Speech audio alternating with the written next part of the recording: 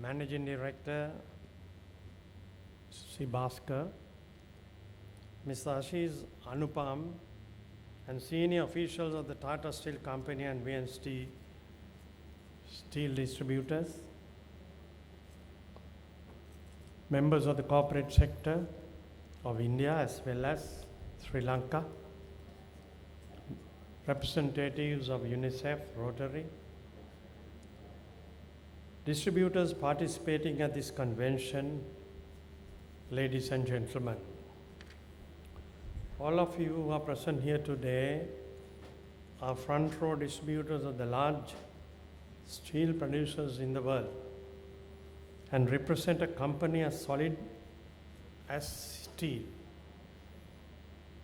and represent a company coming from Sri Lanka's closest neighbor, with centuries strong ties. Those ties have bonded us so much, you won't feel as a foreigner in this country. Just now, the welcome speech, what was delivered, emphasized further the interest of this fact and the truth behind this fact. You see very little differences, but Sri Lanka's beauty is something that you would add to your experience after visiting. Therefore, firstly, allow me to thank you for choosing Sri Lanka as the venue for your meetings and conference. And be assured you will feel the magical hospitality, splendor and Sri Lanka's famous for during your stay in Sri Lanka. Similarly, in present day, no forum on steel can commence without remembering the great industrial pioneers from Gujarat, India, especially Sri Jamsetji Tata, Ratnanji Tata, Sri Ratan Tata. They found this industry, as mentioned, over 100 years ago, 150 years ago, under severe oppression of the British Raj, but went on to take over Imperial Britain's finest brands including Jaguar, Land Rover, purely through efforts of hard work and perseverance. In this great spirit, India helped newly independent Sri Lanka 55 years ago to train and gift 500 lathe machines to the youth who were trained on the steel industry development of Sri Lanka. Some of them went into becoming pioneering industrialists by producing world-class water pumps for domestic, industrial and agro sectors, etc. Steel is at the core for any industrial development. All economists, all industrial, all planners would agree that steel lays the foundation for a stronger industrial base of any nation. Sri Lanka is also naturally gifted with some much iron ore, but untapped, underutilized. Sri Lanka initiated steps to venture into industries, and on the first steel plant was set up at Orwella, just outside Colombo, and our country made a rapid progress in the industrial sector since then.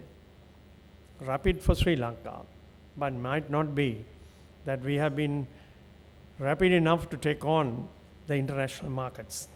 I wish to divert a bit to recall section or two from our history books. 3,000 years ago, about 100 kilometers from where we started the steel factory in Orwella, in the hill station of Balanguda, our ancestors were producing steel in the most indigenous, efficient way by tapping continuous natural flow of wind to give them the purest of fire flames to produce the best steel in that era as regarded in South Asia. 2,500 years later, 500 years ago, there stood the kingdom of Sitavaka, where His Excellency Gopal Bhargi visited a few weeks ago. Sitavaka is located between Balangoda and Oruvala. They were in war to safeguard Sri Lanka against the known best colonial army from the west, the Portuguese. I don't have to mention to the people from Kerala, in your adjoining states, there lies some of the remnants of those Portuguese invasion. After 2 decades of defeat in battles, our indigenous forces, in collaboration with Gujarati know-how, managed to locally manufacture our own cannons, guns, swords, better than the well-known Damascus swords. Some of the best world has seen, according to historical analysis, and then embarrassed the Portuguese to their worst recorded defeat in the 16th century. And the Portuguese were never able to capture Sri Lanka. I wanted to relate to history to show how important steel was for Sri Lanka. And when we commemorate the 75th anniversary celebrations that we are passing through now, in recent past, 1970s through 1990s, the Steel Corporation was tasked to build bus chassis to meet the need of manufacturing our own buses. First came the Leyland, then Ashok Leyland, finally the Lanka Ashok Leyland, the joint venture. We manufactured almost 90% of the components locally and supposedly saw one of the most efficient public bus transportation system in South Asia as a result.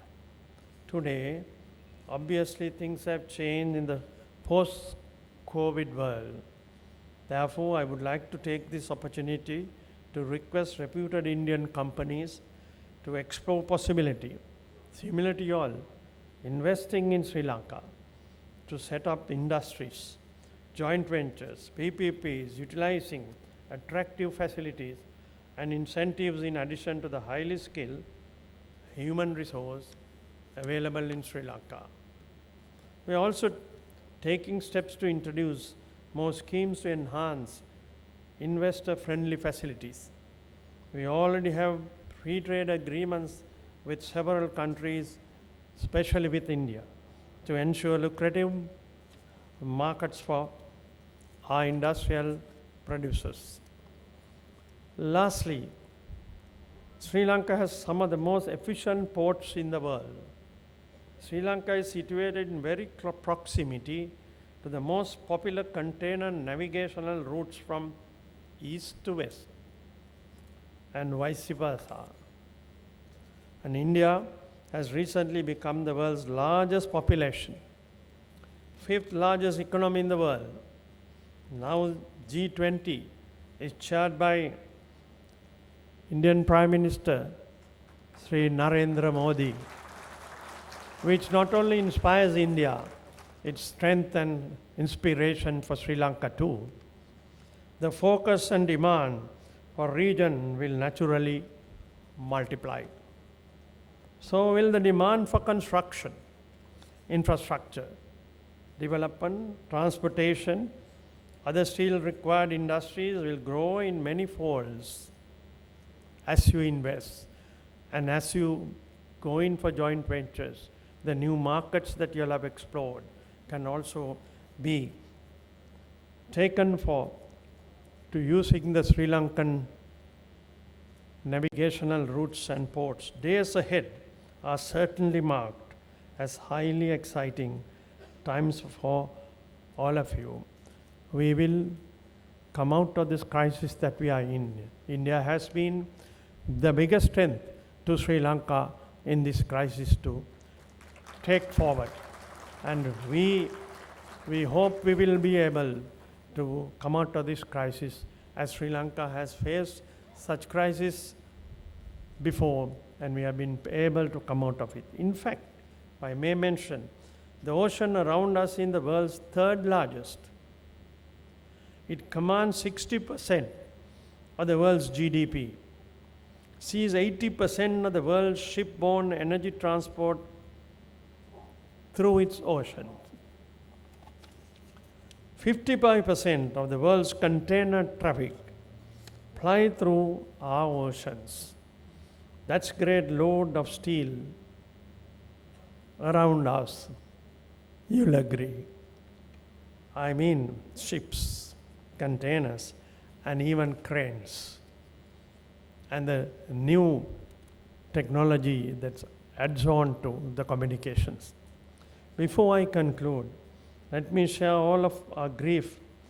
Also, you will join me with the people of Turkey and Syria, who had to undergo back-to-back devastating earthquake last 2 days. I guess a real challenge for the steel industry would be to find formulas that would produce structures to withstand natural calamities of this magnitude. Dear friends, in conclusion, I thank you once again for having chosen Sri Lanka as the preferred destination for assembly. As mentioned by the chairman, this is only a conference of representatives from Kerala. And with you, we invite more representatives from great Mother India also to come to Sri Lanka in similar manner. Once again, for having this destination for assembly and for having trust in the market and our people in the processes associated with steel, let our friendship of millennia stand solid as steel. I